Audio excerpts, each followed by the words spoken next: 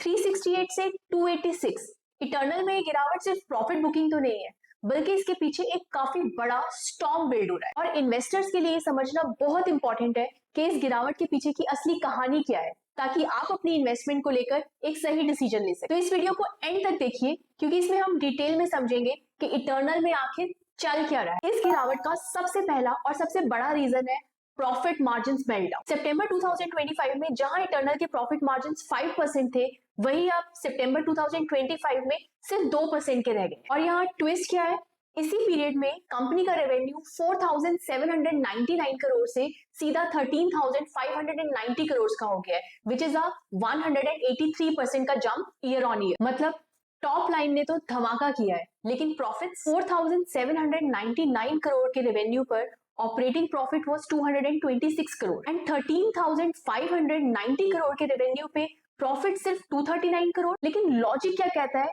Revenue बढ़े तो profit भी बढ़ना चाहिए। लेकिन इटर्नल में क्या हुआ, रेवेन्यू तो 3x से भी ज्यादा बढ़ गया, बट प्रॉफिट्स ऑलमोस्ट फ्लैट। और यही है इटर्नल का सबसे बड़ा problem, top line rocking but bottom line shocking. और मार्केट का रिएक्शन तो आपके सामने है। Second factor is there quick commerce business Blinkit. Blinkit में ग्रोथ इंसेन है, लेकिन कैश बर्न भी जबरदस्त। New dark stores, 10 minutes delivery, logistics, all this requires upfront heavy investment and results.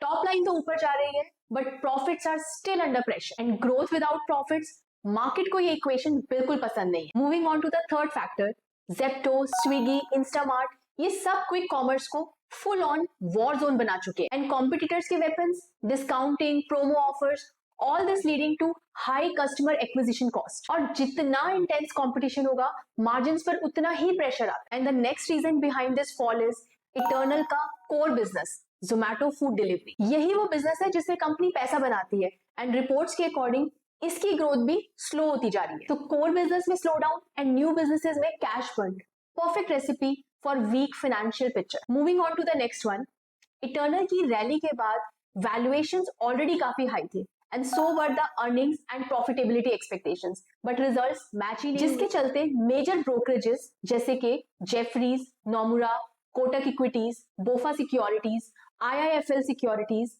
इन सब ने इटर्नल के टारगेट प्राइसेस 330 प्लस लेवल से कट करके 250 to 275 की रेंज में कर दी। और जब एनालिस्ट किसी कंपनी को डाउनग्रेड करते हैं तो मार्केट में थोड़ा पैनिक तो होता ही है। और अब आता है सबसे बड़ा रीजन, इटर्नल के स्टॉक प्राइसेस के नीचे गिरने का। एक बड़े इंस्टीट्यूशनल इन्वेस्टर ने इटर्नल में अपना 0.5% का stake, which is valued around 1500 crore, एक ब्लॉक डील में डंप कर दिया है, and that too at a discount of 1% to market price. Such block deals create instant supply pressure और ऐसे में फिर स्टॉक प्राइस तो गिरना ही है। And not to forget its psychological impact. जब बड़े इंस्टीट्यूशन सेल करते हैं, तब रिटेल इन्वेस्टर्स का भी पैनिक सेलिंग मोड एक्टिवेट हो जाता है। और ये इटर्नल में पहला ब्लॉक डील नहीं है, पिछले कुछ मंथ्स में मल्टीपल एग्जिट्स देखे गए। तो गिरावट का कोई एक रीजन नहीं है, बट पूरा कॉम्बो पैक है। Profit collapse, Blinkit losses, competition pressure, core business slow down, analyst downgrades and institutional selling. And reason चाहे कोई भी हो, मार्केट उसको एक ही रिएक्शन देता है,